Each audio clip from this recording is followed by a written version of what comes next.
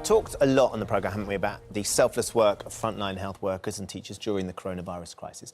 But how about the other heroic people who are working in supermarkets, collecting bins and delivering our post? How about we talk about them as well? Yeah, and the drivers of our public transport, because, of course, the deaths of 14 public transport workers, including the bus driver Emeka Nayak, whose devastated mum Anne we spoke to yesterday, has brought the efforts of our key workers sharply into focus, reminding us they too are having to take risks to keep the country going.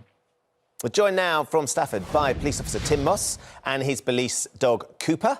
We've got food delivery driver Brian Keats, who's in Peterborough. Postman John Matson, who has dressed up this morning, as he has been doing every day of lockdown. We'll find out exactly who he's dressed up as in just a moment. He's up there That's in Sunderland. Rapunzel, Ben. Oh, of course it's Rapunzel, with a beard. Let down your hair. And refuse collector Andrew McDermott, who joins us from Manchester this morning. Good morning to all four of you. Thank you so much for joining us. Can we start with John Matson? Yes, I think we should, shouldn't we? Because you're all phenomenal. I have to say that the postal workers every day put a smile on my face. I'd like to say a special hello to Cliff, who's our postie.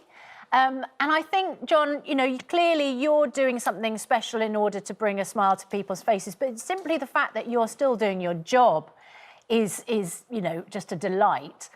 Do you think it's particularly important while people are in lockdown? Excuse me, I just had a piece of apple. Just to explain any road coughs. Do you think it's particularly important while people are in lockdown that you're still there, not necessarily on the doorstep, but at the end of the path? Absolutely, yes. We connect communities in a way that a lot of other people don't. We go to every household in the United Kingdom.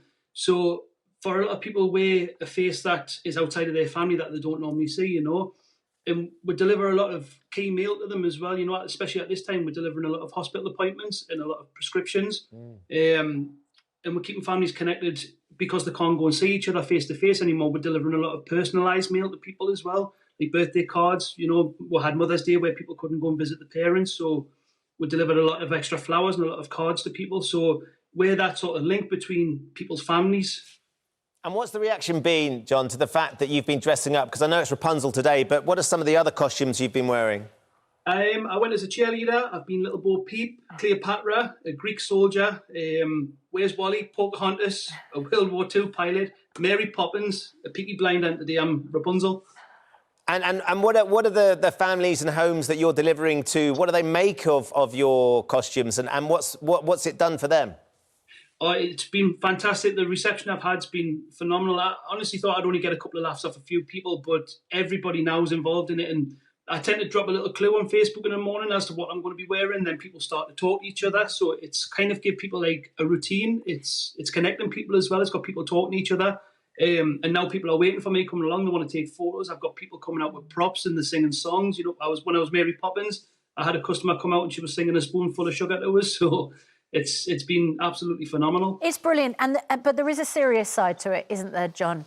There is. People who are working on the front line but aren't in the health service do find, in some cases, that they aren't adequately protected. And I think that you probably have a lot of customers who are worried about, whether the virus can be transmitted, potentially over postal items.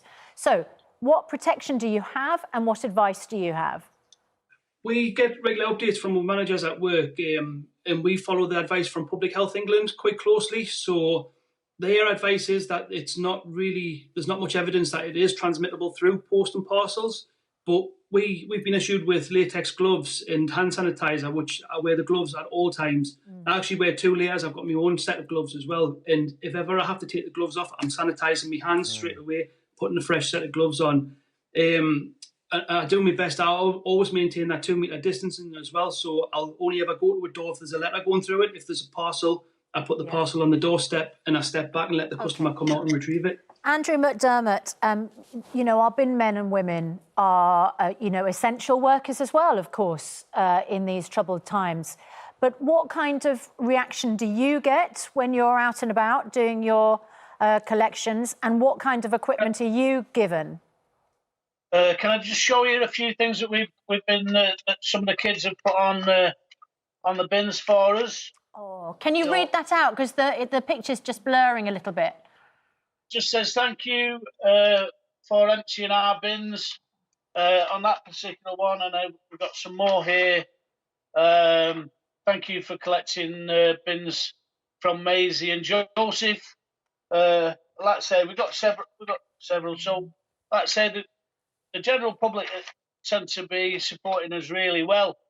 You know, and as far as PPE is concerned, we're experiencing the same trouble as most people in the country at the minute, where there's a shortage of masks, hand sanitizer, general wipes, and stuff like that, which is essential for all our workers, because obviously we're handling everybody's waste, including, you know, dirty towels and tissues and stuff like that. Of course. You know, we've got to handle that. We take side waste in Manchester, so you know, there's all the extra side waste that's being put out as well. So we've got to be extremely careful, you know, on how we move these items. You know. Undoubtedly. It's lovely that the kids are leaving notes. That's something I think we should suggest other people will do. I'll do that for our bin men as well, because they're great that they come round. And a little note, just I bet brightens your day immeasurably. Let's talk to Brian, because, of course, Brian, you are delivering food. A lot of the people you deliver for are over 65. What's been the impact on your job since we've gone into lockdown? Because what we've seen is the huge demand for groceries and for shopping, for food deliveries, certainly for the elderly. Yeah, the demand's actually really stepped up a lot during this coronavirus. But you know, we received so much positive feedback from the customers. They're really happy with the quality of the meals and the service we provide. But also, it's a massive team effort also to ensure we continue to support our customers during these challenging times. Brian, I guess one of the things is, because we watch you guys delivering and the other delivery drivers sort of coming to our beck and call when we need stuff delivered to our houses, but you have to go and you have to touch these parcels, you have to go in and out. Are you scared at all? Are your family scared about the fact that you're still there on the front line? Obviously, we're family are worried about the situation, but there's always a risk. But I'm so happy to do my bit, and also, you know, we've followed the government guidelines regarding hand sanitizer. You know, we use it before and after each delivery, and also we respect and follow the social distancing. So when I deliver the meals to the customers to the door, I drop the box at the doorstep, move away from 2 meters, and avoid personal contact, and have a really nice chat with the customers, make sure they're okay, make sure they're safe, and they really appreciate the service we provide. They really do. I mean, and I hope everybody shows their appreciation. Tim Moss, you've been in the police force for 20 years. You're currently a dog handler at Staffordshire Police. This is a critical weekend, isn't it? It's a sunny bank holiday weekend. You must be one of those people who is concerned about too many people going out. And, of course, it's down to police officers, in many cases, to police that. Yeah, absolutely. And our advice to everybody, I think it's been said through and through and through, is stay home and let's save lives. We can all do our bit to make sure that, you know, we make this a more of a better situation to live through.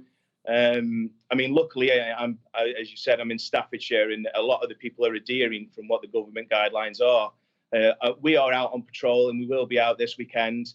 We will be obviously engaging with people. We'll be explaining what's going on, encouraging them to go home. And the last thing that we want to do for anybody is enforce that. Luckily, and how are people responding to that? And are generally people cooperative? Because I think the vast majority are sticking to the rules. There is a minority, though, isn't there, who thinks it's OK to have a picnic, who thinks it's OK to have a gathering. I mean, it just isn't. That is not within the rules.